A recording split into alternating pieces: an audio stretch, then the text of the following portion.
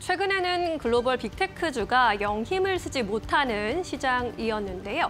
이렇게 글로벌 빅테크의 주가 흐름, 특히나 엔비디아의 주가 흐름을 바꿀 수 있는 이벤트 GTC 2025가 코앞으로 다가왔습니다. 업계에서 가장 주목하고 있는 빅 이벤트인 GTC 2025 관련해서 관전 포인트 미리 좀 살펴보겠습니다. 먼저 GTC는요, 엔비디아가 주최하는 세계 최고의 AI 개발자 컨퍼런스입니다. 올해는 3월 17일부터 21일까지 미국 캘리포니아 세너지에서 개최가 될 예정인데요.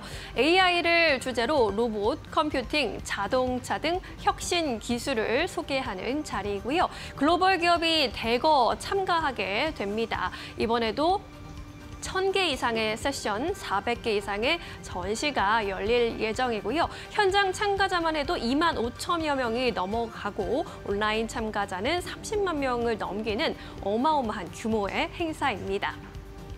주요 일정을 좀 정리해 보면요. 역시나 젠슨 화학 관련 일정이 가장 중요할 것으로 보이는데요. 18일과 19일에는 각각 젠슨항의 기조연설, 젠슨항의 기자간담회가 예정되어 있고요. 20일에는 퀀텀데이, 즉 양자의 날이 열릴 예정입니다.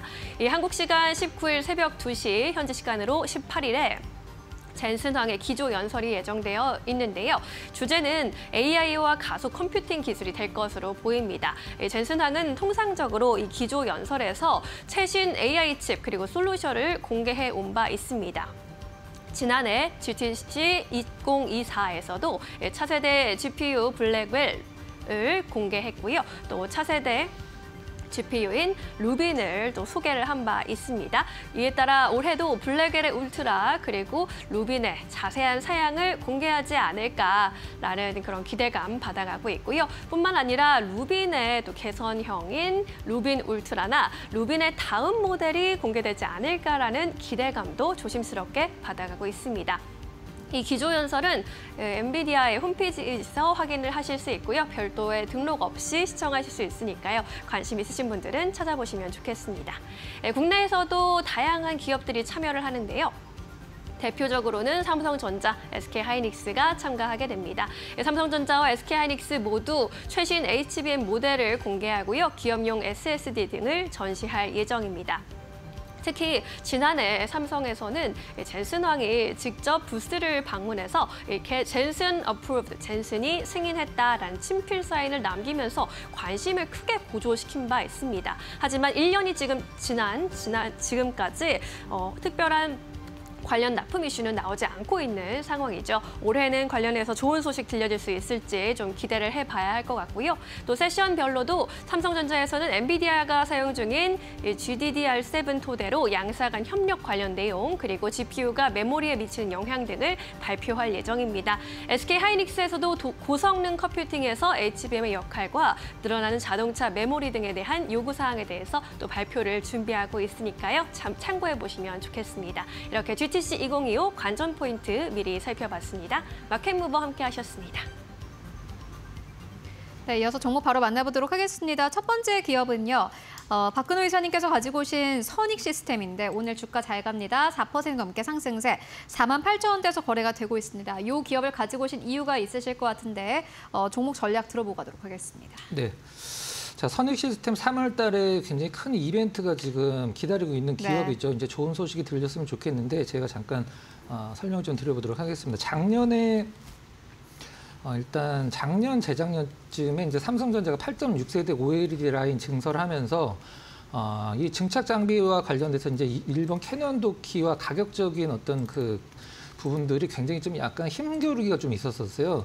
우리가 보통 반도체 장비 중에 가장 비싼 장비가 ASML 노광 장비라고 생각을 하는데 한 5천억 정도 되죠, 실질적으로는. 근데 이 디스플레이 장비는 그거보다 더 비싼 게 있습니다. 거의 2배 비싼 장비가 있는데 바로 증착기예요. 그래서 일본 캐논 도키는 삼성 디스플레이한테 1조 원을 달라.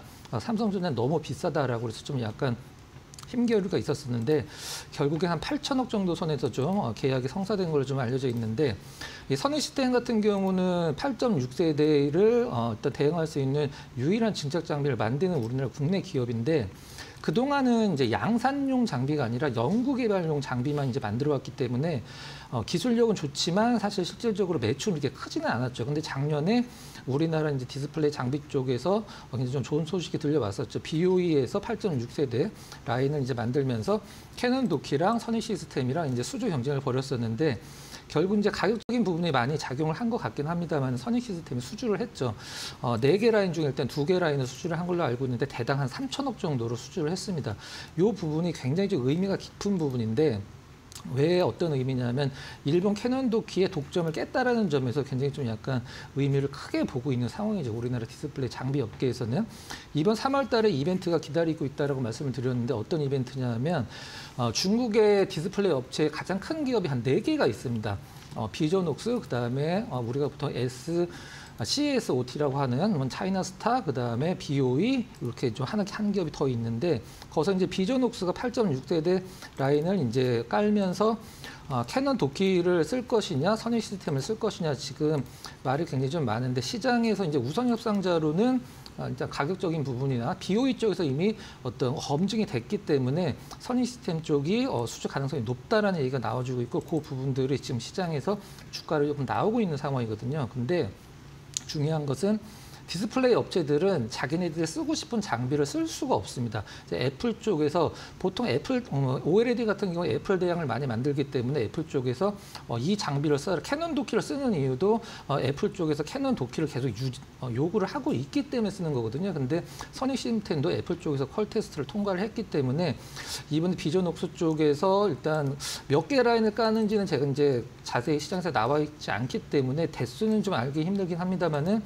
일단은 작년에 BO에서 4개 라인 중에 2개를 일단 수주를 했고 올해 그 추가 수주도 할 수 있죠. 그다음에 비전옥스 쪽에서 다시 한번 선익 시스템이 8.6세대 증착 장비를 수주를 한다라고 하면은 과거 이제 몇백억대 매출 기업에서 이제 몇천억대 매출 기준으로 이제 기업의 어떤 내용이 많이 바뀌는 부분이 상당히 의미가 크다라고 볼 수가 있습니다. 작년에 살짝 실적을 보면은 큰 의미는 없긴 합니다만 흑자전환한 게 좀 약간 나름대로 고무적이라고 볼 수 있고요. 선익 시스템이 이것 말고도 지금 작년에 이제 중국 쪽에서 수주를 3군데나 했어요.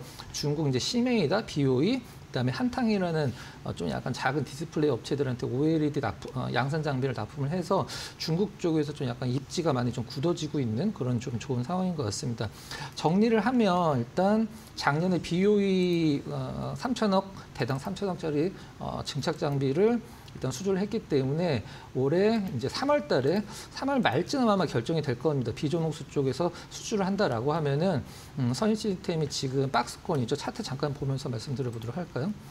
작년 10월 달서부터 죄송합니다. 올해 이제 3월 달까지 박스권 하단 한 4만 원, 그 다음에 위쪽으로는 5만 원 정도에서 계속적으로 좀 약간 박스권으로 보여주고 있는데 수주 기대감 그리고 실질적으로 수주를 한다라고 하면은 선익 시스템이 이제 이 박스권을 깨고 위쪽으로 어떤 주가가 한 단계 좀 레벨업 될 것으로 기대를 하셔도 될 것 같습니다. 네, 선익 시스템 만나보고 왔습니다. 박스권 안에 일단 주가는 좀 갇혀있는 상황인데 앞으로 모멘텀도 있고 수주에 대한 기대감이 있기 때문에 좀 기대를 해볼 법하다라고 정리해보고 가도록 하겠고요. 이어서 두 번째 기업 바로 만나보도록 하겠습니다. 신대양 제재인데 강보합권 6,590원대에서 거래가 되고 있고 이 기업은 사실 수급이 좀 특징적인 것 같고 지난 금요일에 5% 가깝게 상승 탄력을 받아가기도 했습니다. 이 기업 2,500억 원짜리 시총의 기업이에요. 이 기업 어떻게 보십니까? 이 기업의 수급을 보면 일단 재작년이죠. 재작년 한 2분기, 3분기서부터 기관 투자자들이 야금야금 계속 매수를 하고 있는 상황인데 이 기업의 좀 약간 특징적인 부분이 있습니다. 재작년만 하더라도 지금 자사주를 작년에도 계속했고요. 400만 주 이상 이제 자사주를 매수를 하고 있는데 과거에 이제 대양제지를 이런 식으로 이제 자사주로 매입을 해서 자진 상폐를 시킨 경험이 있죠. 그래서 시장에서는 신대양제지가 좀 무리할 정도로 자사주를 매입을 하는 이유는 신대양제지 자체도 자진 상폐 수순을 밟는 게 아니냐라는 얘기가 나와주고 있는데 물론 뭐 자진 상폐를 한다라고 해서 다 좋은 건 아니죠. 이제 상폐를 들어갔을 때 주주들한테 이제 매수 청구권을 부여를 하게 될 텐데 그 가격이 실질적으로 중요한 거죠. 근데 지금 제지업계 자체적으로 펄프를 쓰는 쪽과 그다음에 이 폐 골판지를 쓰는 쪽이 희비가 좀 약간 엇갈리고 있는 상황인데 펄프는 지금 가격이 굉장히 내려가고 있습니다. 근데 폐 골판지 같은 경우는 지금 가격이 굉장히 많이 올라가고 있거든요.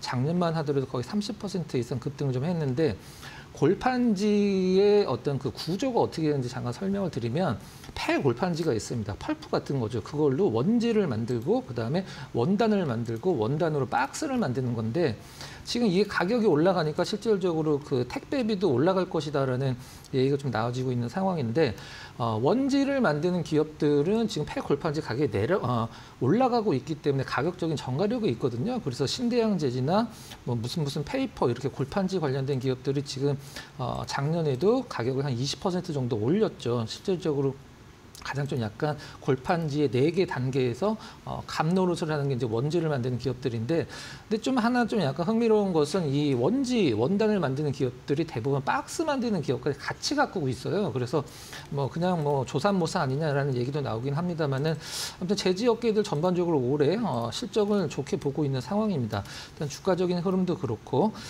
일단 신대한 재지 같은 경우는 뭐 지금 자사주를 매입을 하면 몇 가지 좀 약간 주주들 입장에서는 좋은 게 있죠. 일단 유통 주식수가 감소를 하는 부분들, 그 다음에 주주가치 제고, 그 다음에 잦은 상패 가능성, 요 3가지 이제 모멘텀을 보시면 될 것 같고, 기관 매수세가 상당히 좀 특이하다는 점 참고를 하시고 차트 한번 잠깐 보도록 하겠습니다. 일단 주봉으로 한번 좀 봐보도록 할게요. 일단 급락이 나온 이후에 작년서부터 지금까지 굉장히 좀 지루한 1년이 넘는 박스권이었었는데 이제 지난주 금요일 그다음에 오늘 기준으로 그 박스권을 살짝 넘어선 흐름이 나름대로 좀 의미가 있다라고 볼 수가 있고요. 거래량이 원체 좀 약간 뭐 6만 원, 뭐 60만 원 이런 기업이 아니라 이제 6천 원짜리 기업이기 때문에 거래량은 큰 의미는 없긴 합니다만은 지금 이제 제지 업계들의 동향을 봤을 때 일단 제지 부분들을 굉장히 좀 약간 제지 기업들을 눈여겨볼 필요성이 있고요.